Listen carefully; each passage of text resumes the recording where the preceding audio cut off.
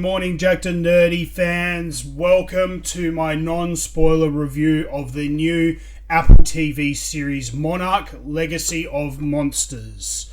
Before we jump into that review though, as always, make sure you hit that subscribe button so you guys never miss out on a video, I should say. And if you do enjoy our content, please make sure you give these videos a thumbs up.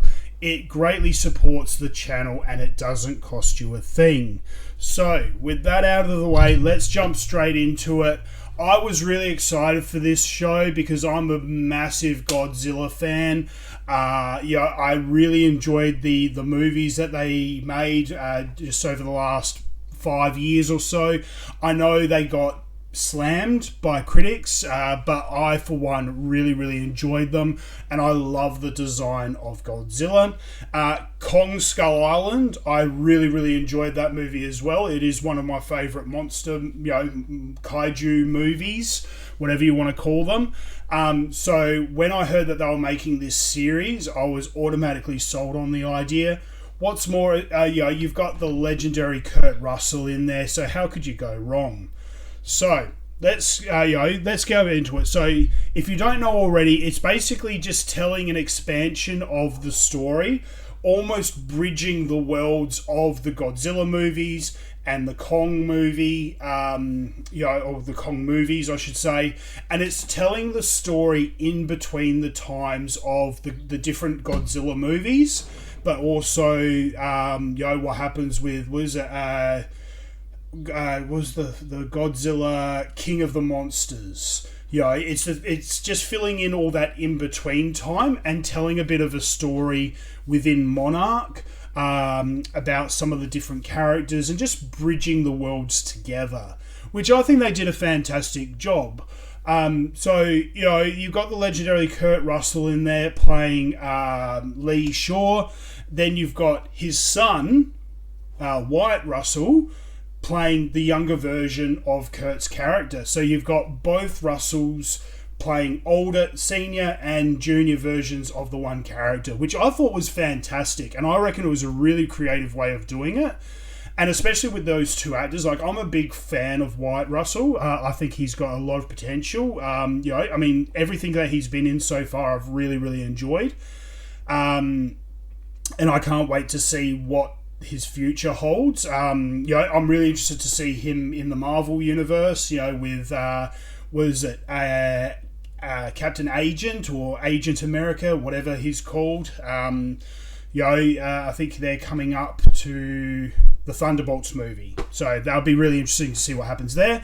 But let's put that aside. So you've also got really good, really talented people. Anna Sawai, Marie Yamamoto, sorry, I really butchered that, and Kiersey, Clemons, and Ren Watabe. So they were all the kind of the main characters that you follow in this. All of them did a really fantastic job. I couldn't fault the acting of any of them. I really enjoyed their performances. So, as I kind of said, it's really bridging the gap between the movies. So you've got John Goodman obviously makes an appearance right at the start because obviously he was one of the main characters of the Kong movies, and it's you kind of you find out about his role in Monarch and you learn a bit more about his character and their role in Monarch. And then you find other characters and their role, and you just kind of puts it all together. For the most part, I really enjoyed the story. I thought it was really well done and put together. My only complaint, and if you watched my other review videos, you would have heard me have mentioned this in a previous review. Everything was going really good with this story. I was really entrenched in it. I was committed to the characters and everything.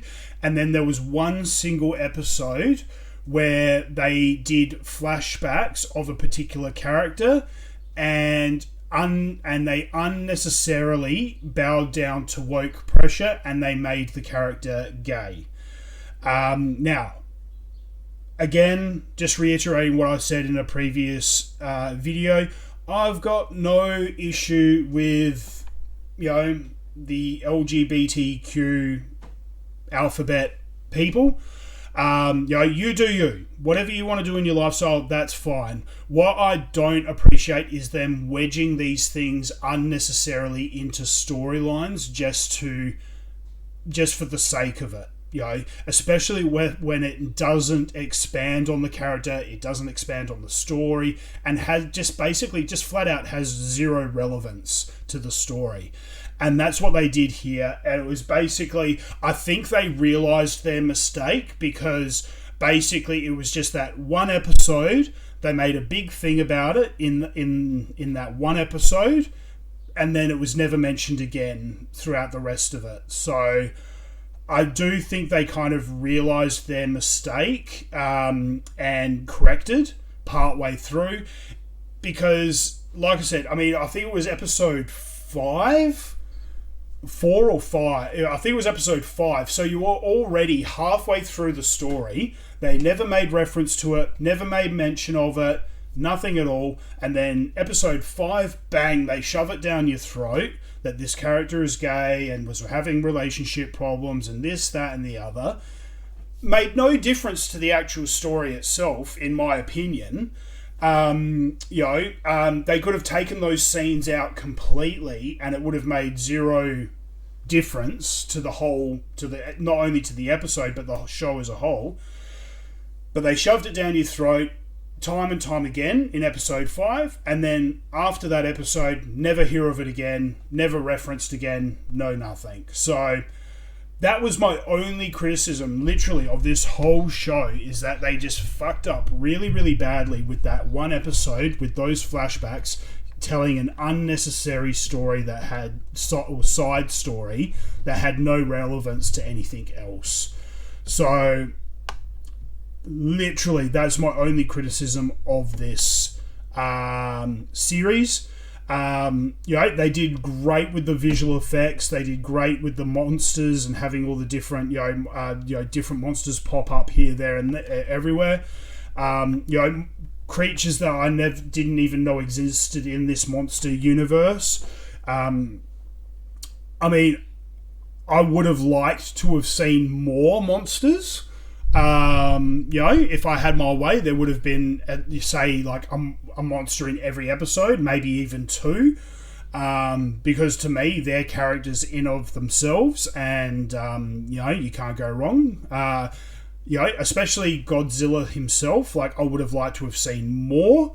However, I'm not going to kick a gift horse in the mouth. I think what little we did get of Godzilla was really, really exciting and funny, and I really enjoyed seeing him on screen.